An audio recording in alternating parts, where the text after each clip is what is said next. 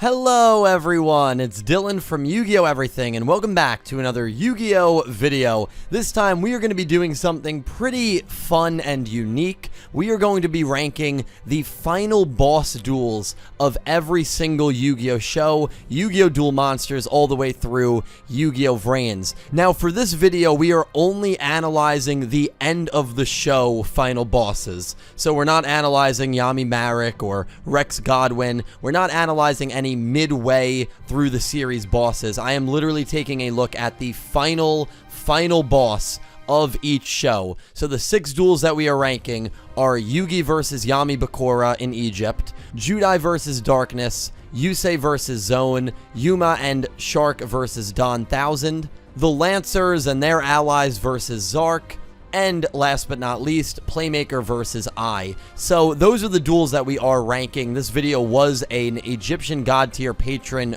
requested video. Thank you, Stella Sky, for the request. This was a pretty hard list to rank because all of these duels I do kind of like, but I don't love really any of these duels. None of these duels are, in my opinion, a top 3 for any of their respective shows. So because of that, it made it kind of weird to rank amongst each other, but I'm going to be giving my thoughts. Please give your thoughts down below, and without further ado, let's begin. I hope you guys enjoy.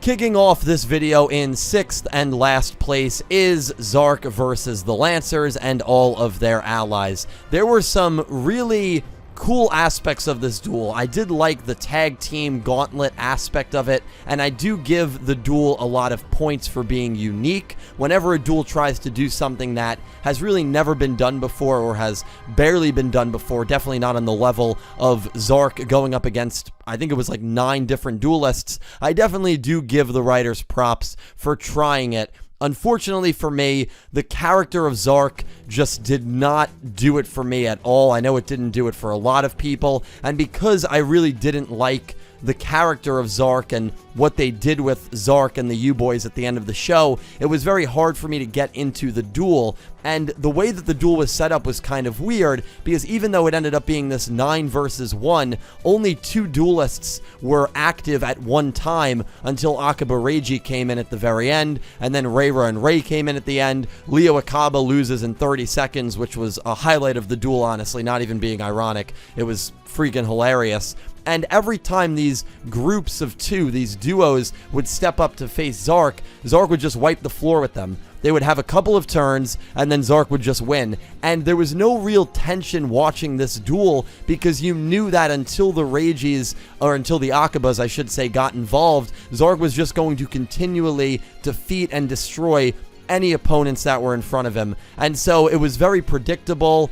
It also was a big missed opportunity, this duel, because you could have had characters leave cards behind for other duelists, or you could have had duelists use graveyard effects of other characters that had been previously defeated to show the bonds and show the unity, but because there was none of that, it really just felt like 4 different duels rather than one continuous long gauntlet. And again, very predictable. And ultimately, the duel just kind of falls short, in my opinion. It falls flat, and it is pretty safely at the bottom of this list.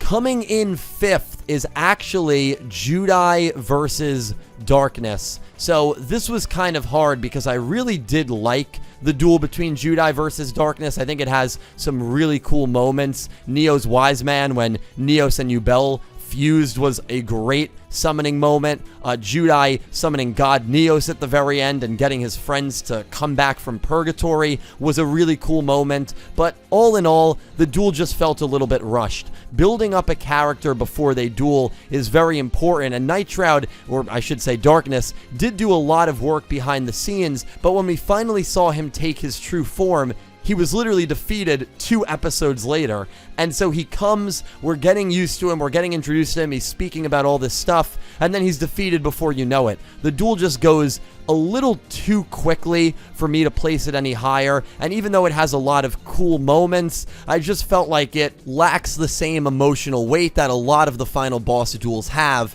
And so even though I did like this duel, analyzing it from a more objective perspective, I thought it was rushed. I thought the character of Darkness was very rushed, and by the time you get invested in him, he's already defeated. So Judai versus Darkness comes in 5th. Coming in fourth is Yugioh versus Yami Bakura in Egypt. This is another duel that I liked a lot. I think it just made my top 10 best Duel Monsters duels. It was a really cool duel. It was really creepy. Yami Bakura uses these cursed doll boxes and these gift boxes and doesn't have a graveyard and is basically just trying to get Yugioh to deck out. And at the very end, Yugioh finally has his breakthrough moment of drawing Gandora, the Dragon of Destruction. It just blows up the whole field. Yugioh's able to free, I believe it was his Silent Swordsman, which grew to a ridiculous strength and attack points, and just slashed Bakura. Bakura coughing up blood at the end as he was ultimately defeated.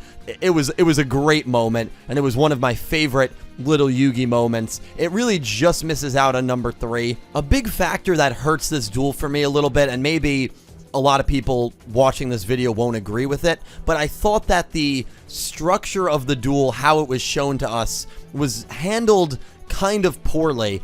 I understand that you have a whole plot going on in Egypt itself, outside of the tombs, where Yugioh and Bakura are dueling, but I felt like the duel was so chopped up that it was kind of hard for me to really get fully invested, because the second I was getting invested, the second I was getting really into it, they would cut away. They would show us what was going on in Egypt, and I believe when Yugioh summons Gandora, the episode actually comes to an end, and you have to wait until the beginning of next episode to see the duel finish. So the way that they actually structured the duel and showed the duel to us, it's a very minor thing, but that was something that kind of holds it back a little bit for me, because it's not a continuous duel, and I do think that it breaks up tension because of that, and it's harder to get invested in the duel itself. But Yugioh versus Yami Bakura, it was a great duel for Yugioh, and it does take 4th on this list. Coming in 3rd, and I already know this will be the unpopular pick of the video, is Yusei versus Zone. I have a feeling a lot of people are going to have Yusei versus Zone probably as number 1. I've always been lower on this duel than probably everyone in the community, even when it first happened back in like 2010 when I was 16 years old. I remember everyone in the forums absolutely loved this duel, but I was just never a big fan of it, and I rewatched it recently. I rewatched it literally a few weeks ago when I was constructing this list, and it still just really didn't do it for me. The duel is very long. I'm not a huge fan of how Time Lords play, and while Judai versus Darkness kind of suffers from being too quick, I feel like Yusei versus Zone suffers from being a little too long. But probably what holds this duel back more than anything else is the fact that I'm not as huge of a fan of Zone as most people are. I thought Zone was a good character, but there's a lot of people who consider him one of the best villains and antagonists in the entire franchise, which I would not even put him near that label. And maybe it's me being bitter at the writers for teasing Zone to be Yusei in the future and then backing off from it at the very last second. That really harmed the duel for me when that got revealed, that Zone was not actually Yusei, because up until that point, you can't convince me otherwise. They were teasing us as if Zone was future Yusei, and then they kind of pulled the rug out from under us during that duel. So I always remember my disappointment when watching this duel when that was revealed. So maybe that's another factor that makes me not love this duel. But this duel does have some amazing moments. There is a reason that it's 3rd. There is a reason that it still is in the top half for me on this list. Shooting Quasar Dragon is amazing. The final attack sequence where Yusei is jamming all of the Signer Dragons into the Time Lords and then calls his final attack is amazing. We hear Zone give his perspective on the end of the world. We already kind of knew a lot about that through Aporia, so I didn't think that added too much to the whole theme of 5Ds in that final arc. But there were a lot of really cool moments, Quasar being the best. And for that reason, it is number 3 for me. But I just wanted to go over some reasons why Zone never really appealed to me that much as a character, and why this duel always kind of is a little tainted for me because of that reveal. Coming in 2nd is Yuma and Shark versus Don Thousand. I know there might be some people that view Shark as the final boss duel, but really, for me, it is Dawn Thousand. Dawn Thousand was the main antagonist of the Barbarian Onslaught arc. It wasn't Shark. And even though Yuma and Shark did duel right after, this Dawn Thousand duel with stakes being very high, the Dawn Thousand duel still is the ultimate duel, in my opinion. And maybe you can disagree with me, but that's completely fine. This duel really challenged the limits of what's possible in Yu-Gi-Oh! And it did it to such an absurd degree that it makes it so enjoyable for me. Dawn Thousand at one point having over 100,000 life points, having a monster that has over 100,000 attack or 100,000 attack. Yuma getting a monster to have, I think it was like 204,000 attack with double up chance. Kaito coming back from the dead and using the power of his spirit to help Yuma and Shark, and all three of them working together, which was very unexpected. And ultimately, this duel just continued to get more and more absurd as it went on, to the point where every time I watch it, I take a step back and I'm like, okay, this is freaking awesome. Like, this is really cool. I know there might be people that don't like it because of maybe how unrealistic it is, but man, that for me, that's Yu-Gi-Oh! When a duel makes you just have your jaw on the floor because of what's going on, that is peak Yu-Gi-Oh! Anime, and this duel is fantastic for that reason. The dialogue between Yuma and Shark and Dawn Thousand is also great. Dawn Thousand had just beat Misael, so he didn't suffer from the same problems that Darkness did, because he just got his hands dirty and we at least knew what he looked like and we had heard dialogue from him.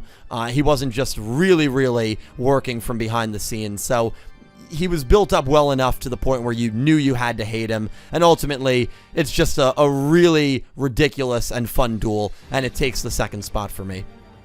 And coming in first as my favorite final boss duel is Playmaker versus I. I thought it was a phenomenal way to end Yu-Gi-Oh! VRAINS, and I think the reason that this duel is so powerful is that this is not only your final boss duel, but this is also, in a way, your ceremonial duel.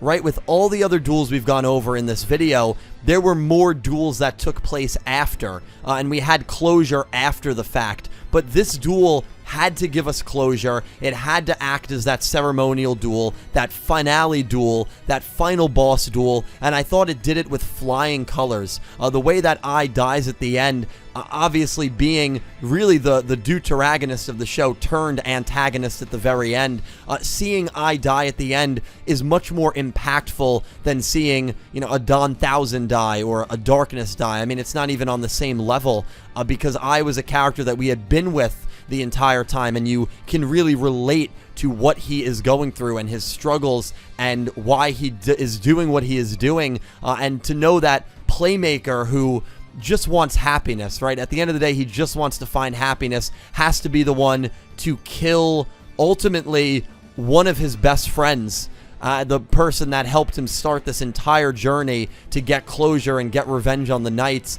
To see that Playmaker has to kill him in this duel is heartbreaking, and the emotion at the end and throughout this duel, and even the unpredictability of it. I think this is probably the most unpredictable duel on this entire list. Like, you know, Dawn Thousand's not winning, you know Darkness isn't winning, but you, as a viewer, understand that there is a chance that the writers could have I win. In fact, it was the original plot of Yu-Gi-Oh! VRAINS, or they could have Playmaker and I join forces and become one, and that would end it. I mean, you really did not know how this duel was going to end. Great tension, really good dueling action. Seeing Eyes at Ignister, the arrival, was awesome. It was just a really fun duel, and in my opinion, it is the best final boss duel we have ever had in Yu-Gi-Oh!